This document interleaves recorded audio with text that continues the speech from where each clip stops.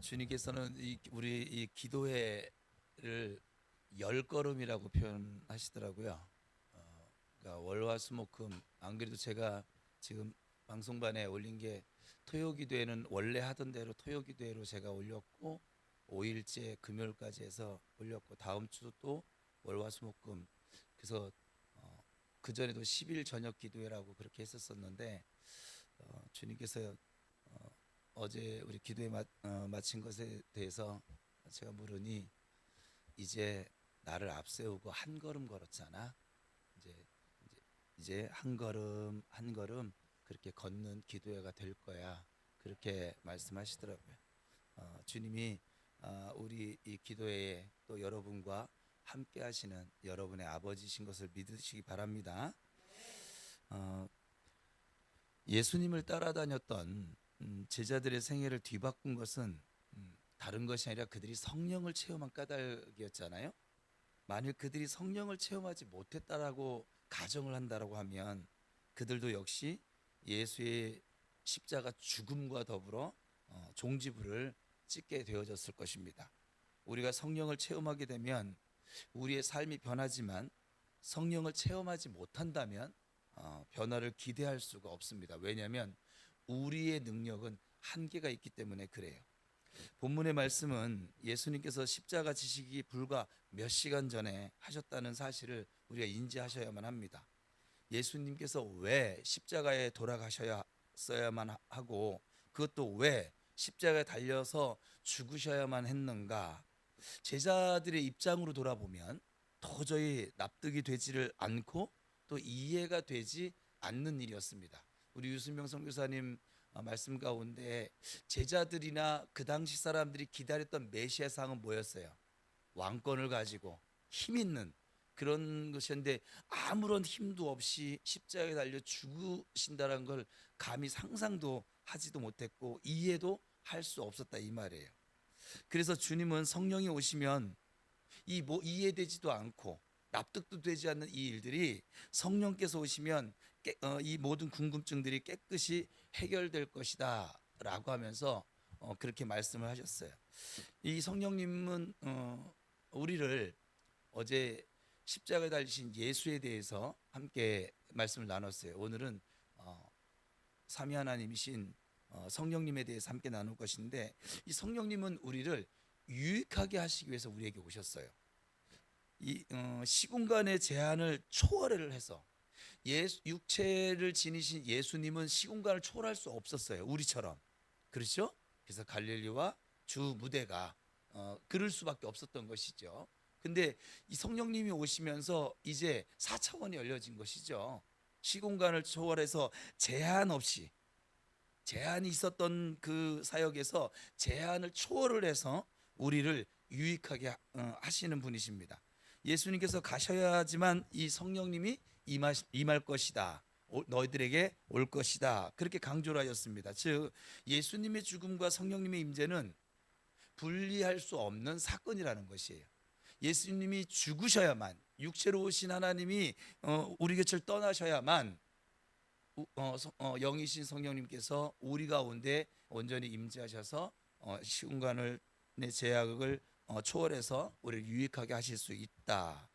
그러니까 성령께서는 성부, 성자, 성령 세 분 중에서 한 분이십니다. 그러므로 성령께서는 이미 태초부터 존재하신 분이시고 또 성령께서 성도 각자에게 개인적인 관계를 갖기 위해서는 반드시 예수 그리스도의 죽음과 그리고 부활이라고 하는 절차가 필요했다 이 말이에요.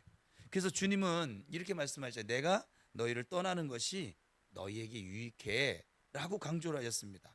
이 땅에 계셨던 예수님은 특정한 장소에서 한정적으로만 사역을 하셨지만 성령님께서는 공간과 시간에 제한이 없이 사역하시고 지금도 그렇게 사역을 하고 계시기 때문입니다.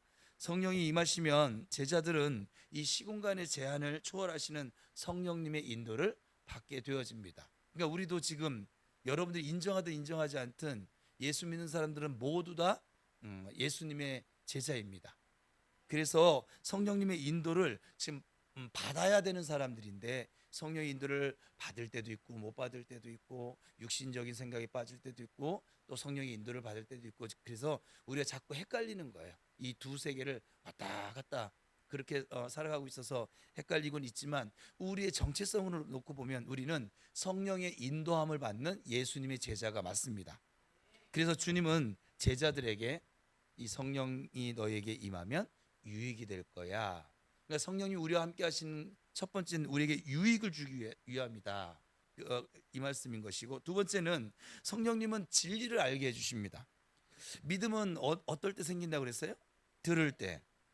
체험이라고 하는 것도 우리가 들은 것이 있을 때 가능해요.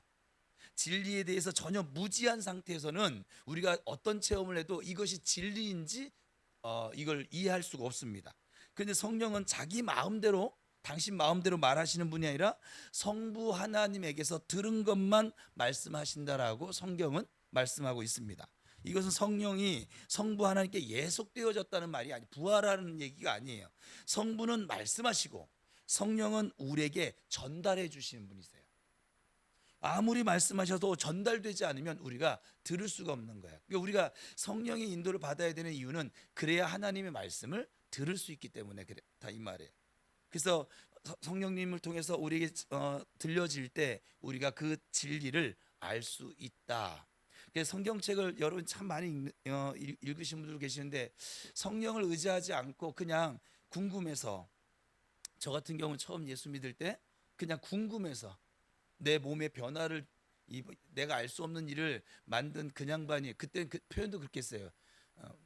그 양반을 내가 모르는 양반이니까 죄송합니다 아버지. 근데 내가 알 수 없는 일을 나에게 지금 행하신 그 양반이 어떤 양반인가. 그래서 성경을 무작정 읽었다니까요.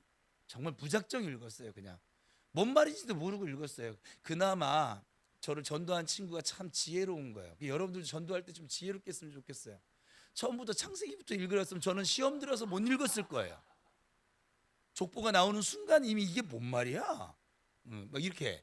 그리고 제 사고로는 무드셀라 969세, 뭔 놈의 인간이 이렇게 오래 살아? 뭐 이런 거 이렇게 막 됐을 거란 말이에요. 제가 이성이 좀 발달되어진 사람이니까 막 따지면서 읽었을 건데, 다행스럽게 근데 신약도 고민이 있었어요.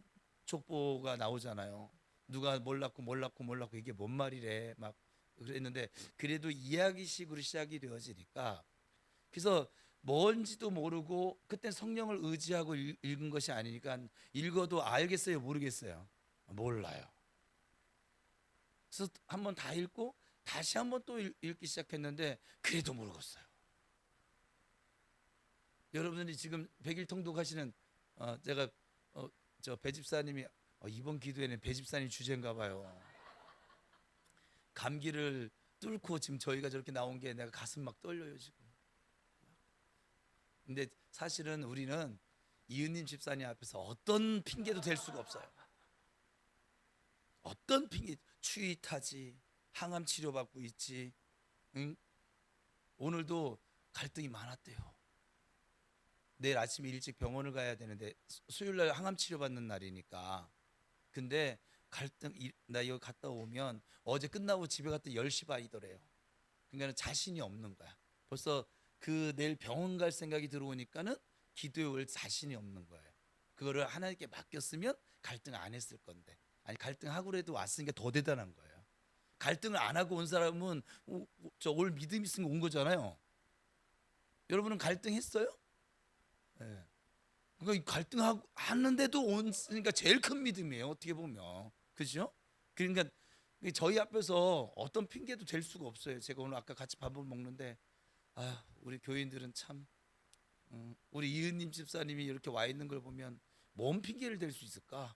막 그렇게 이제 잠깐 대화를. 그러니까 집사님 때문에 다른 성도들, 나쁜 성도들 만들어놨어. 생각해 보니까 그러네. 그죠? 예. 그렇지 않아요. 예. 여기 지금 영상으로 참여하거나 아예 여기에 관심이 없는 성도들은 이 설교를 들으면은 이제 회개해야죠. 어찌 보면, 그렇죠? 저희만 보면 사실은 눈물 나요.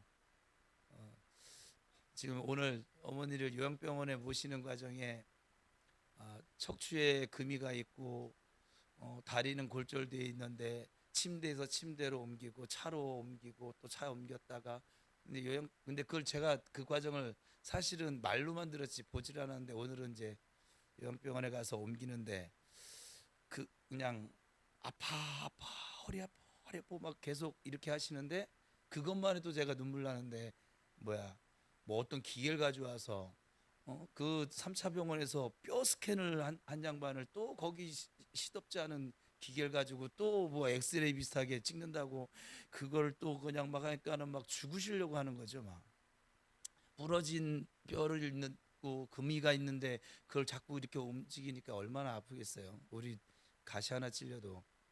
그러니까 그렇게 힘든 걸 봤는데 제가 어제 그런 얘기를 했었어요. 박원숙 집사님하고 음, 우리 교회 암 환자들이 올 거예요. 암 환자 왜냐면 이제 암 사역자가 2명으로 늘어났잖아요. 우리 교회는 이은님 집사님은 나을 거예요. 건강해질 거예요. 그 육체가 건강해지는 시간 동안 영혼도 건강해져 갈 거거든요. 오직 주님만을 신뢰하는 지금 그 훈련하고 있잖아요. 비바람 뚫고 오잖아요. 저렇게 중간에 한번 잠깐 갈등은 있었지만 근데 뭐 여러분은 없으세요? 뭐 그 정도는 괜찮아요.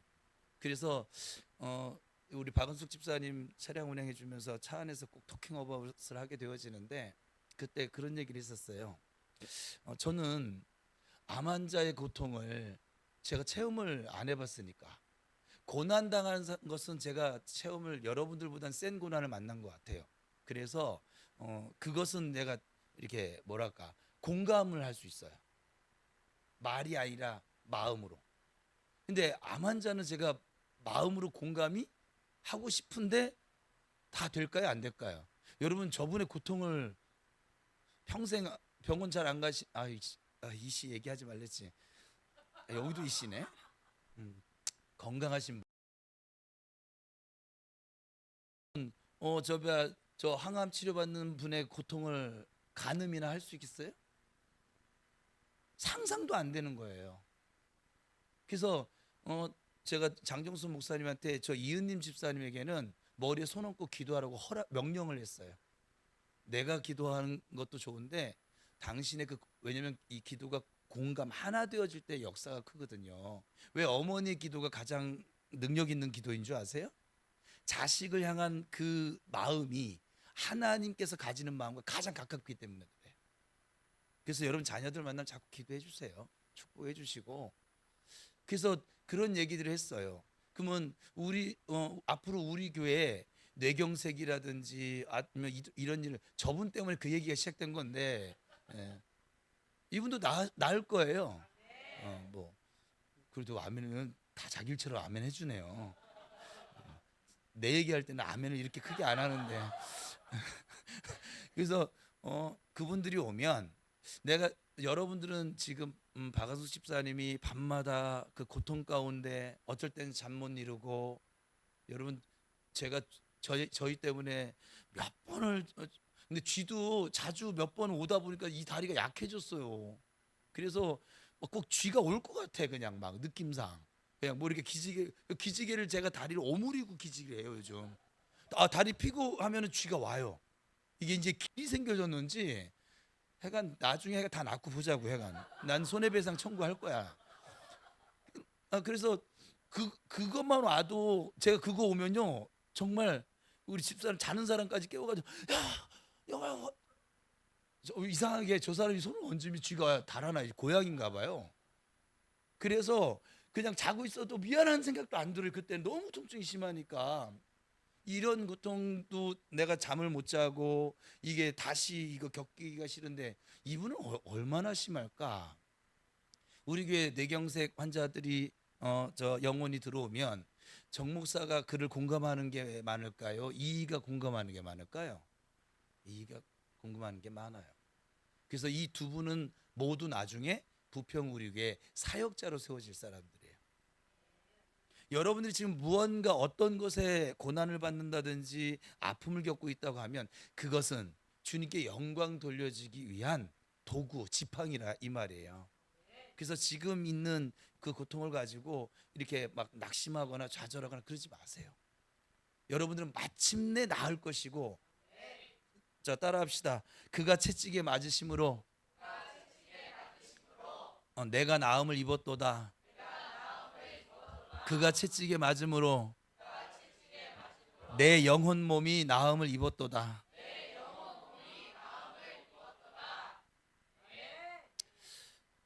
제가 그래서 그런 얘기를 했는데, 오늘 그 어머니 고통스러워하는, 저희 어머니가 얼마나 대단한 분이시냐면, 계단에서 굴렀어요.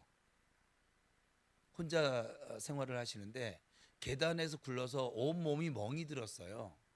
그런데 그 다음날 새벽기도 가시는 분이세요. 가시면서 아버지 종려 다리 고쳐주세요. 그분은 꼭 기도를 하면 그냥 종려 다리 고쳐주세요 하면 좋지 않아요. 꼭 뭐 이런 걸 액션을 취해요. 여러분도 액션 취해 보세요. 그리고 사역하고 있는 아들 걱정할까봐 전화도 한 통 안 하셨어요. 그리고 제가 주일 지나고서는 어머니 찾아뵈러 갔더니 그렇게 다 멍이 들어 있고 그렇게 하면서, 근데 생글생글 괜찮아 이러신, 그냥 뭐냐면 잘 참으세요, 고통을. 저는 저도 웬만한 거좀 잘 참는 편인데 그게 아마 어머니 유전자를 닮은 것 같아요, 지금 보니까. 근데 이분이 지금 아파 아파, 아까는 막 그냥 막 하는 사람들한테 그거를 지켜보려니까는 도저히 지켜볼 수 없어서 밖에 나가서 하늘 쳐다보고 다시 들어왔는데 또 눈물 나고 또 뭐 해간 이렇게 하면서 집사람 집에다 내려다 주고 그리고 교회를 오는데 차에서 그런 생각이 드는 거예요. 내가 암에 걸리진 않았는데, 내가 뇌경색에 쓰러지지도 않았는데, 어머니 제가 사실 우리 아이들이 아플 때 이렇게 아파하지 않아요. 전 못된 아빠 같아요. 그냥 기도해주고 괜찮아, 하나님 고쳐주실 거야, 이렇게 입 바른 소리, 이렇게 목사 같은 소리만 하거든요. 예. 그런데 어머니한테 그게 안 돼요. 이게 저의 약점이 어머니셨는데, 그 전에도 목회할 때, 그러니까 어머니를 건들면은 제가 이렇게 무너지는 경향이 있었는데 지금은 무너지진 않아요. 근데 오늘 겪으면서 하나 깨닫게 해주신 게 있더라고요. 하나님이 지금 저를 쓰셔야 되니까, 아버지 이렇게 표현합니다. 저를 쓰셔야 하니까는 암을 줄 수가 없어요. 암에 걸리게 할 수가 없어요. 저 암에 걸리면 어떡할까요? 물론 뭐 박 목사님 와서 목회하면 되지, 장 목사님 하면 될 것이고. 근데 지금 하나님이 부평 우리 교회를 지금 이렇게 세워가는 일에 지금 저를 사용하고 계시잖아요, 주 리더로. 그래서 암을 주실 수가 없는 거예요. 또 뇌경색으로 쓰러지게 할 수도 없는 거예요. 저 그래요. 예. 그런데 하나님께서 보내실 영혼들에게 그런 아픔, 그 참을 수 없는 고통, 그 고통 가진 자들을 하나님 이제 보내실 거예요, 우리 교회에. 나중에 오거든, 목사님이 말씀하신 게 저거였구나.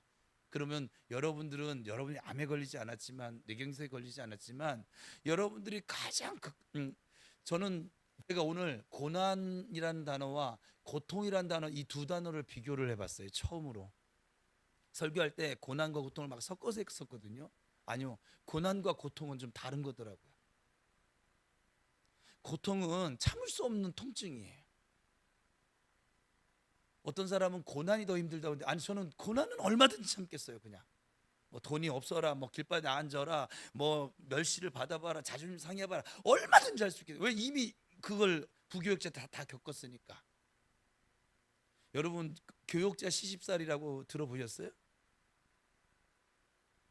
부교육자들이 우리 한국 교회는 참 신기해요. 남자들도 시집살이 시켜요. 근데 이 시집살이가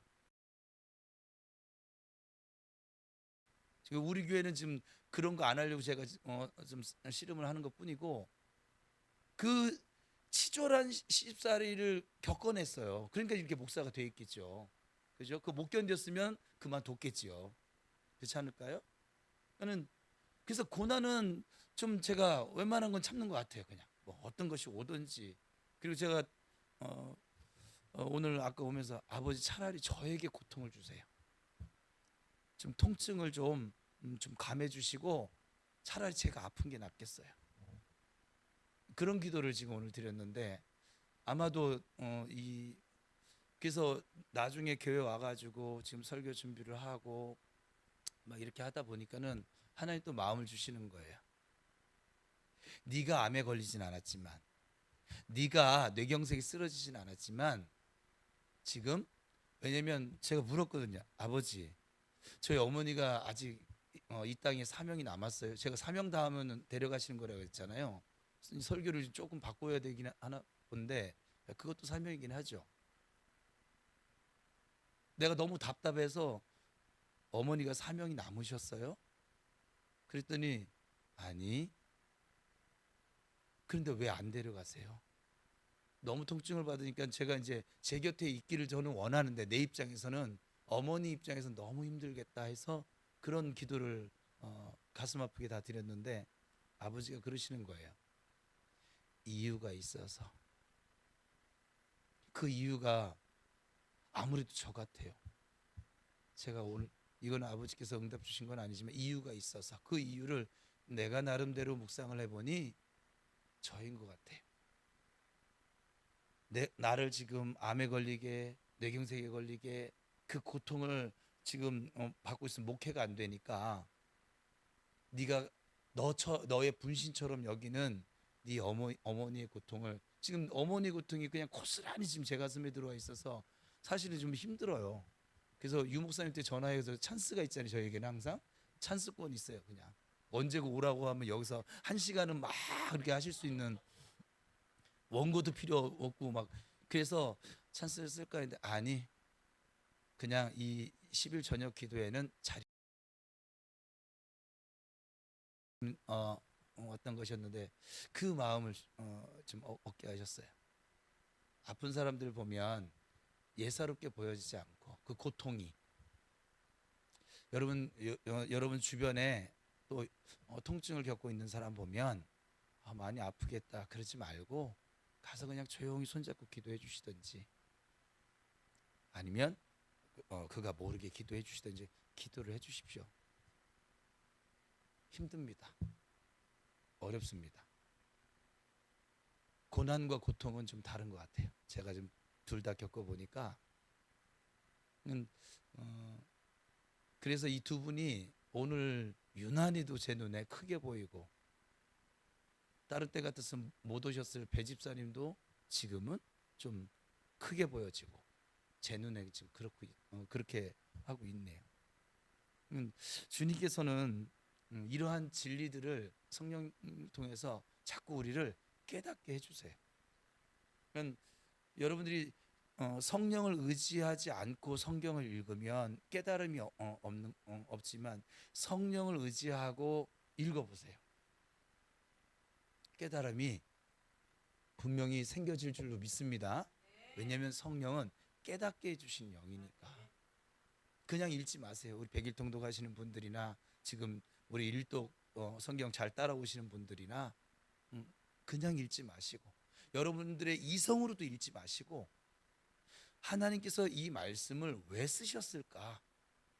성령님 저에게 깨닫게 해주세요. 그 하루에 10장 읽는 그 분량에서 한 절만 찾아도 여러분들은 성공한 거예요. 다 깨달을 필요가 없어요. 다 깨달아도 여러분 그렇게 살려면 힘들어요. 생각을 해보세요. 그리고 성경 읽는데 안 깨달아지도 감사하세요. 안 깨달으니까 순종 안 해도 되잖아. 깨달아지면 해야 되잖아. 깨닫고도 순종 안 하면 어떡할 거였고? 응? 읽지나 말지. 세 번째는 성령님은 예수 그리스도를 영접하게 하십니다. 이게 성령의 주된 사역이기도 한데 예수 그리스도를 영접하도록 해서 하나님을 아빠 아버지라 부르게 하시는 분이 성령님이신 줄 믿습니다.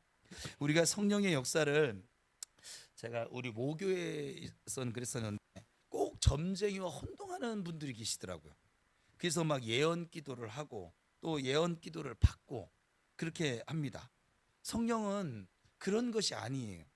오직 성령의 역사는 예수가 그리스도이심을 깨닫게 해주시는 영이고 또 그 예수 그리스도를 개인의 구주로 영접하도록 도와주시는 분이세요. 그래서 성령의 사역은 뭐니 뭐니도 그분이 은사를 주든 은혜를 주든 깨닫게 해주든, 이게 뭐냐면 예수 그리스도를 알게 해주시는 거예요. 그러니까 여러분, 은혜를 받았는데 예수 그리스도를 모른다, 그건 헛된 은혜인 거예요. 어떻게 보면 기복적인 은혜인 거예요. 저 절간 다닌 사람들도 알 수 있는 은혜인 거예요. 그거는 무슨 말이 되세요?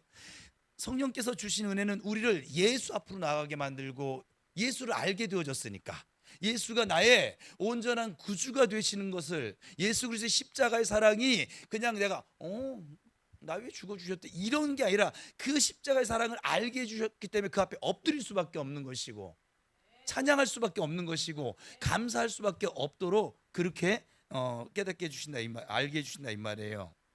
그리고 네 번째, 성령님은 우리에게 장래일을 좀 알려주십니다. 지금 성경에 있는 걸 좀 소개하는 건데, 제자들과 함께 계신 예수 그리스도는 지금 현재 일에 대해서 제자들에게 말씀을 하셨어요. 그리고 그들에게 또 장차에 다가올 미래 일도 말씀해 주셨어요. 그런데 지금 우리에게는 성령께서 우리에게 앞으로 일어날 일, 지금 이러한 일의 그 진리를 깨닫게 해주시는 영인 줄 믿으시기 바랍니다. 성경엔 예수 그리스도의 재림과 또 미래의 심판 등 우리가 알아야 할 많은 일들이 담겨져 있거든요. 성령께서는 여기에 대해서 필요한 때에 필요한 말씀으로 가르쳐 주십니다. 우리 교회에서는요, 마침내라고 하는 미래의 일을 알려주셨어요. 여러분은 마침내 해볼까요? 여기서부터 시작이네. 마침내는 빼시고, 여러분은 마침내예요. 저 마침내라는 단어가 있다고 생각하고 조금만 읽으세요. 나는 믿음과 소망과 사람이다. 나는 축복과 형통의 사람이다. 나는 주와 동역하는 사명자다. 나는 말씀과 기도의 사람이다. 나는 주와 동행하는 사람이다. 나는 하나님의 자녀이다. 이것을 알게 해주시는 거죠. 여러분들은 그렇게 세워질 사람들, 이미 지금 세워지고 있는 사람들인 줄 믿으시기 바랍니다. 다섯 번째, 성령님은 모든 일을 감당케 하십니다. 감당할 수 없는 것 같은데, 제가 인생을 돌아보니까 그 당시에는 막 죽을 것 같았던 일들이 너무 많았거든요. 그렇죠? 저보다 인생 선배분들은 다 공감하실 거예요. 지금까지 살아오는데 너무 편안하게 사셨죠? 눈물 젖은 빵을 너무 많이 먹었죠. 막 죽고 싶은 생각이 들 때도 있었었고, 그렇지 않습니까? 그리고 실제로 죽을 것 같은 상황도 만난 적이 있고. 그런데 지나와서 보니까 어때요? 하나님께서 신기하게, 그때는 감당도 안 될 것이고 어떻게 되는가 막 그냥 안개 속을 걷는 것 같았었는데 이미 다 걸어왔어요. 통과하게 하셨어요. 견디게 하셨어요. 왜냐하면 감당할 힘을 우리에게 주시니까. 성령께서 우리에게 곁에 서셔서 파라크레토스, 곁에서 도와주시는 분이시거든요. 정확한 그 뜻, 의미는, 성령님의 그 이름의 의미는 우리 곁에서 우리를 도와주시는 보혜사. 그 성령님이 우리가 느끼든 느끼지 못하든 우리 곁에서 우리를 도와주셨기 때문에 오늘 이 자리에 앉아 있는 줄 믿습니다. 성령님 그런 일을 하세요. 지금도 그 일을 하고 계시고 앞으로도 이 일을 하실 거예요. 여러분이 앞으로 가다가 어떤 일을 만날런지 저는 알 수가 없지요. 근데 어떤 일을 만나든지 이 성령님께서 모든 일들을 내가 그 주님을 신뢰함으로, 주님을 의지함으로 기도하고 있는 한 감당할 수 있는 힘을 주신 줄 믿으시 바랍니다. 여러분 생각해 보세요. 예수님께 십자가는 쉬웠을까요? 예수님께도 육체를 지니신 예수님께 십자가는 너무 힘들었어요. 그 증거가 있잖아요. 주님이 할 만하시거든. 이 잔을, 이 십자가를 내게서 옮기시옵소서. 예수님 뭐하러 오신 분이라고 했어요?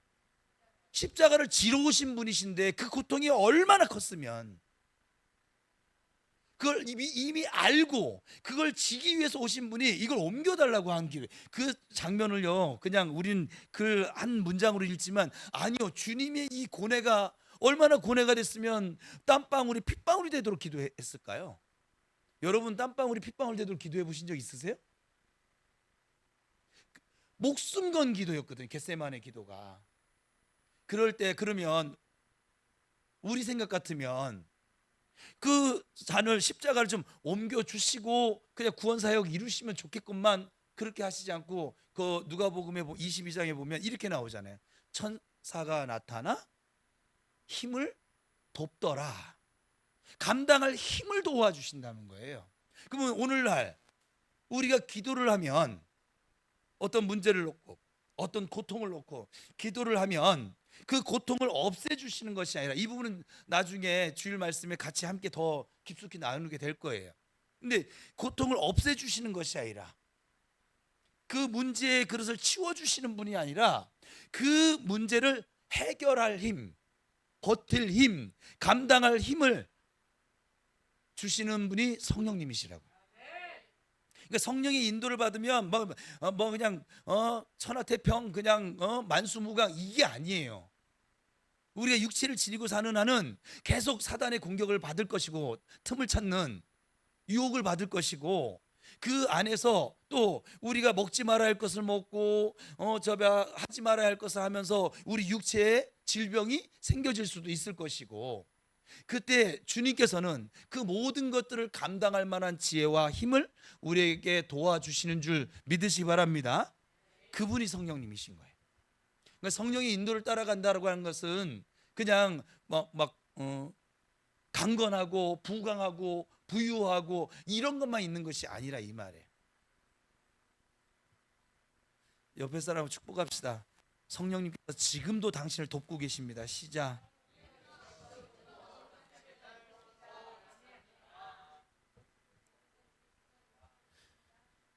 여러분 생각해 보세요. 지금 요한복음 본문에 보면 제자들 앞에는 아주 무서운 박해가 기다리고 있어요. 그들은 사실 잘 몰랐어요. 무서운 박해가 기다리고 있습니다. 그러나 제자들은 자신들의 운명에 대해서 아무것도 지금 모르는 상태거든요. 다만 예수께서 떠나신다고 하니까 그것이 궁금하고, 왜 그래야만 하는지 납득이 안 되고 이해가 안 되고, 그리고 서운하기도 하고.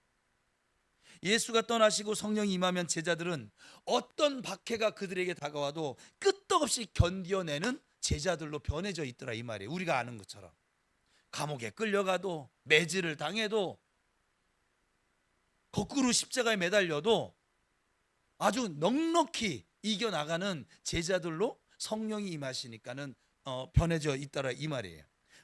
뿐만 아니라 제자들은 진리에 대해서도 이제는 감당할 힘이 생겨졌어요. 내가 하나님의 말을 듣는 것이 옳으냐, 너희 말을 듣는 것이 옳으냐. 그 재판관들 앞에서도 바울도 당신이 지금 내가 쇠사슬에 묶인 것 외에는 나와 같이 되기를 원합니다. 이렇게 어느 앞에서도 이 진리를 외치고 선포하는 일에 주저함이 없는 그런 제자들로 변화되었다 이 말이에요. 우리는 때로 진리를 깨닫지 못하지만 알려진 것에 대해서도 감당하지 못하는 경우가 흔하기도 하지만, 그러나 성령께서 우리와 함께 하시면 우린 진리를 깨닫게 되어지고 또 그것을 감당하는, 진리의 길을 걷는, 믿음의 길을 걷는 그런 사람들로 성령께서 도우신 줄 믿으시 바랍니다. 여섯 번째는 성령께서는 언제나 우리를 인도하고 계십니다. 이 부분도 성도들하고 같이 더 깊게 나눌 거예요. 양을 치는 목자는 양을 인도하기 위해서 여러 가지 방법을 쓰거든요. 달래면서 이끌기도 하고, 이게 막대기로 이렇게 때려서 몰기도 하고. 하나님은 성령을 주시면서 우리가 바른 길, 믿음의 길을 가기를 원하시지만, 십자가의 길을 가기를 원하시지만, 우린 늘 바른 길만 가는 것은 아니잖아요. 언제나 바른 길만 가십니까? 언제나 바른 길만 가면 여러분의 삶에 문제는 없어요. 사실은 바른 길만 갈 수가 없는 것이죠. 어떤 경우는 도저히 어쩔 때는 성도라는 이름을 부르기조차 아주 민망한 그런 삶의 자리에 우리가 서 있을 때도 있다 이 말이에요. 저 같은 경우는 목사라고 목사님 이 소리 듣기 아주 그냥 민망하고 부끄러운 그런 행동의 자리에 설 때도 있다 이 말이에요. 그래서 성령께서는 마치 목자가 양을 인도하는 것처럼 우리를 진리에게 굴복할 수 없도록, 진리에 순종할 수밖에 없도록 강권적으로 때로는 역사하시기도 합니다. 오늘 이틀째 감사 노트인데 그냥 제가 읽을게요. 플리크 주식회사 연미솔 대표의 간증이잖아요. 제 인생엔 오랫동안 품어온 두 가지 기도 제목이 있었습니다. 한 가지는 제발 가난을 벗어나게 해달라는 것이었고, 다른 하나는 이왕이면 많은 사람들에게 선한 영향력을 끼칠 수 있는 삶을 살게 해달라는 것이었습니다. 17살이 되던 해 부모님께서 신용 불량자가 되셨고, 우리 가족은 하루아침에 살던 집을 떠나 컨테이너로 이사를 가야 했습니다. 그날 이후 저는 하고 싶은 일보다 돈을 먼저 생각해야만 했고, 돈의 눈치를 보며 살아가야 했습니다.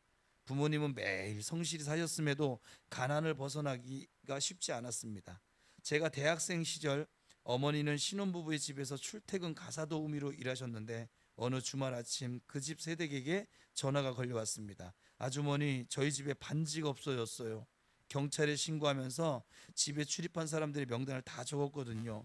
혹시 연락이 갈 수 있으니 놀라지 마세요. 저는 그 전화의 속뜻을 단번에 알 수 있었습니다. 혹시 아주머니가 반지를 가져가신 건 아니냐 의미였겠지요. 엄마를 의심하는 그 여자에게 화가 난 저는 온몸을 부들부들 떨며 소리를 질렀습니다. 이 여자 뭐야? 어떻게 엄마를 의심할 수가 있어? 하면서 말이죠. 그런데 그 와중에 저를 너무 비참하게 만들었던 것은, 그런데 혹시 하는 생각이 제 머릿속을 찰나처럼 스쳐 지나가는 것이었습니다. 저는 그 순간 깨달았습니다. 가난은 단지 불편한 것이 아니라 내가 사랑하는 사람까지 의심하게 만드는 슬픈 현실이라는 것을요. 그날 이후 저는 하나님 앞에서 정말 많이 울었습니다. 기도를 가장에 때를 쓰다시피 했던 날들도 많았습니다.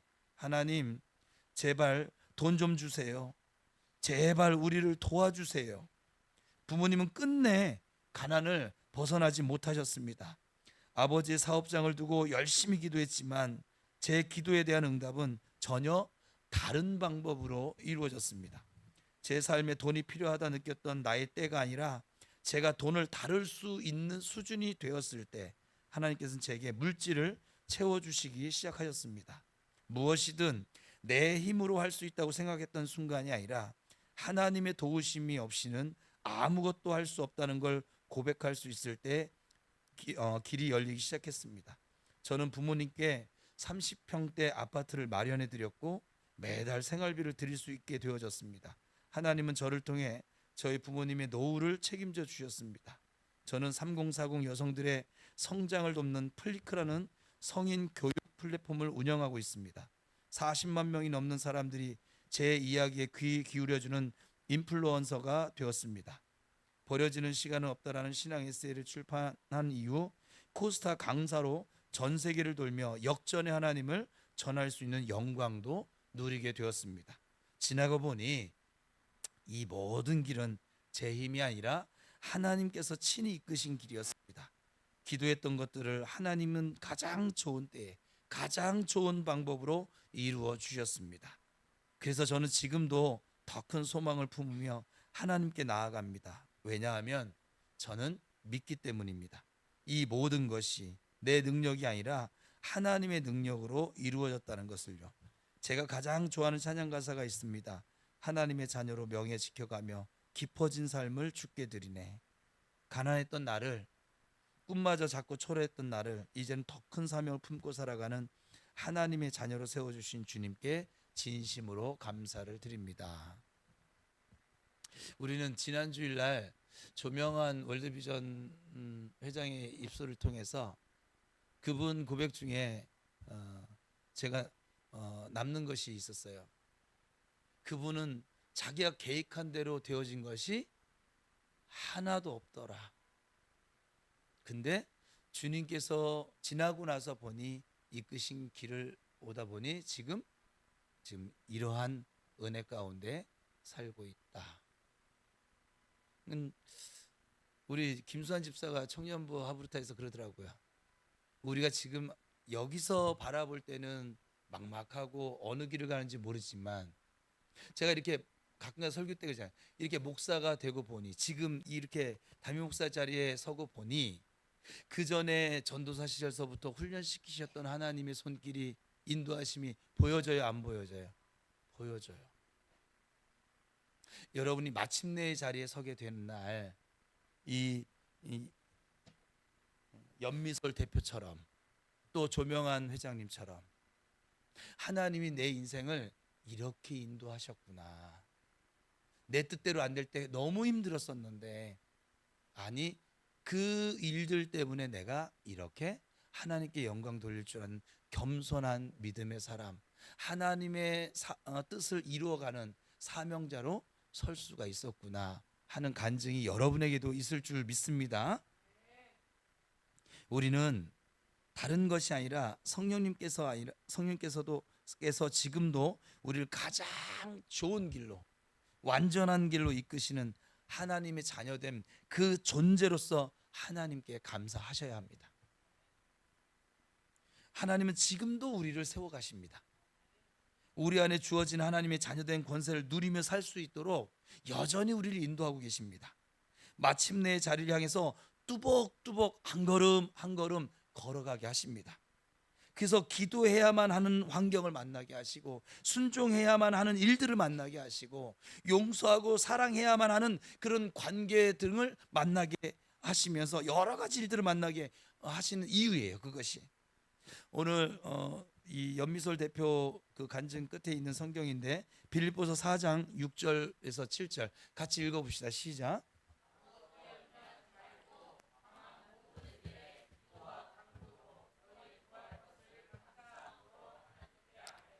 그리하면 모든 지각에 뛰어난 하나님의 평강이 그리스도 예수 안에서 너희의 마음과 생각을 지키시리라.